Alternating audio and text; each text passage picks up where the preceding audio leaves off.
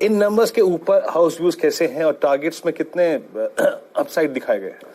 Morning Veeru, देखिए जिस तरह के नंबर्स आए हैं उसी तरह के रोबस्ट टारगेट्स भी इनकी तरफ से आते हुए दिखाई पड़ रहा है। तमाम ब्रोकरेज हाउसेस की तरफ से एक मेगा अपग्रेड कह सकते हैं आप डिविस के लिए स्पेशली, और साथ साथ सिप्ला के लिए भी। पहले हम डिविस से शुरुआत करते हैं। एक एक करके आप जब लिस्ट देखेंगे तो उसमें कोई भी टारगेट आपको 3900 4000 के आसपास से नीचे दिखाई पड़ेगा। इनफैक्ट कुछ टारगेट जो डोमेस्टिक ब्रोकरेज हाउसेस के हैं वो 4200 4300 तक भी जा रहे हैं। Macquarie 3910 out performance, Jefferies buy 3772, Motilal Oswal 3900 और फिलिप कैपिटल करीब करीब 4000 तक के टारगेट्स आ रहे हैं। यानी कि एग्रीगेट कहीं इसका 3900 3950 की रेंज में बैठता हुआ दिखाई पड़ेगा। तो एक strong set of numbers Divi's ने पोस्ट किए हैं और ब्रोकर ये मान रहे हैं कि यहां पर अच्छी तेजी रहेगी।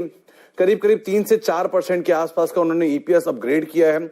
नया केपेक्स जो कंपनी ने किया है उसका इंपैक्ट अगले क्वार्टर्स में आता हुआ दिखाई पड़ेगा और कंपनी का क्रैम्प बिजनेस जो है वो आगे और बेहतर परफॉर्म कर सकता है। आउटसोर्सिंग का बड़ा इंपैक्ट कंपनी के ऊपर आएगा, इसीलिए 3200 रुपए का मौजूदा स्तर करीब करीब 4000 रुपए के टारगेट्स यहां पे आ रहे हैं। दूसरा नाम है सिप्ला का। सिप्ला केस में भी ब्रोकरेज हाउसेस तरफ से एक मेगा अपग्रेड ही आ रहे हैं। CLSA 950, Morgan Stanley 950, Jefferies 1024। In fact Jefferies ने तो ये भी कहा है कि बुल केस में 1150 तक के टारगेट भी यहां पे आते हुए दिखाई पड़ेंगे। 700 750 का शेयर है और 1150 के बुल केस में टारगेट्स।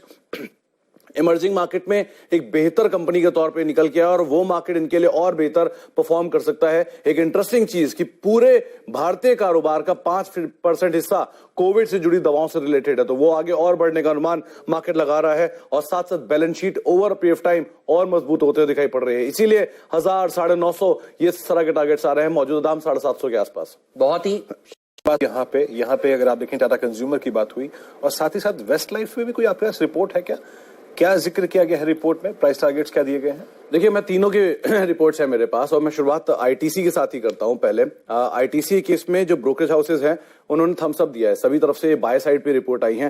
पहले भी सीएलएसए इस पे पॉजिटिव था।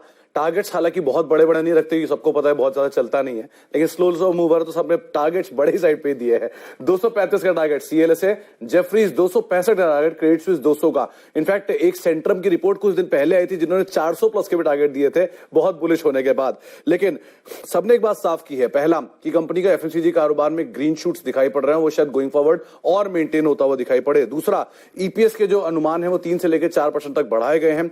सिगरेट वॉल्यूम का डिक्लाइन जरूर देखने को मिला है, वो शायद अगले क्वार्टर से अपटिक आता हुआ दिखाई पड़े। और कंपनी की डिविडेंड यील्ड 5% है और शायद कंपनी जो पे ऑफ कर रही है वो बेहतर साइड पर रहेगा। एक अनुमान मार्केट में था स्पेशल डिविडेंड को लेकर, खबरें चल रही थी, वो भले ही नहीं आया है लेकिन फिर भी नंबर जो है वो बेहतर साइड पे है, इस लिहाज से भी आप नजर रखें। दूसरी बात आपने की अब वेस्ट लाइफ की और टाटा कंज्यूमर की। कंट्रीब्यूशन मेरा भी है तो मैं पहले डिस्क्लेमर दे देता हूं दोनों में ही। लेकिन टाटा कंज्यूमर के केस में जो इनका जो बिजनेस है टी बिजनेस, वहां से एक बहुत स्ट्रांग परफॉर्मेंस आई है। अगर आप इनके दोनों कारोबार को देखेंगे, जो टाटा केमिकल से रिसेंटली मिला है वो भी और अदरवाइज भी, तो इनके टी बिजनेस की तरफ से एक स्ट्रांग परफॉर्मेंस आई है, इसीलिए आउट परफॉर्मेंस की साइड से रेटिंग आते हुए दिखाई पड़ रही है और अभी भी जो टारगेट्स हैं वो अपसाइड दिखाई पड़ रहे हैं। कॉस्ट एस्केलेट हुई, उसके बावजूद कंपनी ने बेहतर परफॉर्म किया, नंबर्स ठीक साइड पे दिए। फूड पोर्टफोलियो बेहतर परफॉर्म करता आ रहा है, शायद आगे भी यहां पे एक अच्छे नंबर वहां से आते हुए दिखाई पड़े। इसीलिए मेजरली ब्रोकरेज हाउसेस करीब करीब 565 570 इस तरह के टारगेट्स दे रहे हैं। तो यहां पर 555 रुपए के टारगेट क्रेडिट स्विस की तरफ से आ रहे हैं।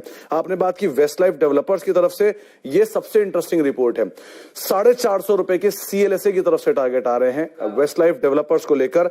70% उनका बिजनेस प्री कोविड लेवल पर आ चुका है और एक इंटरेस्टिंग चीज की जो डिलीवरी वाला बिजनेस है वो और साथ साथ ड्राइव थ्रू और मैक डिलीवरी, ये दोनों इनके बहुत स्ट्रांग परफॉर्म कर रहे हैं। 265% की ग्रोथ वहां पर आते हुए दिखाई पड़ी है, जो कि पिछले कुछ समय में नहीं देखने को मिली। उन्होंने बात साफ की, ये तो अब है जब इनका डाइन इन शुरू नहीं हुआ है। डाइन इन इस क्वार्टर से शुरू हुआ है तो उसका इंपैक्ट अगले क्वार्टर में दिखाई पड़ेगा। तो एक स्ट्रांग सेट ऑफ नंबर और से एक स्ट्रांग रिएक्शन देखने को मिला है और सबसे बड़ी चीज रेंटल भी रिड्यूस हुए हैं तो मार्जिन और बेहतर हो गए, इसीलिए यहां पर बड़े टारगेट 450 रुपए के। बहुत सही।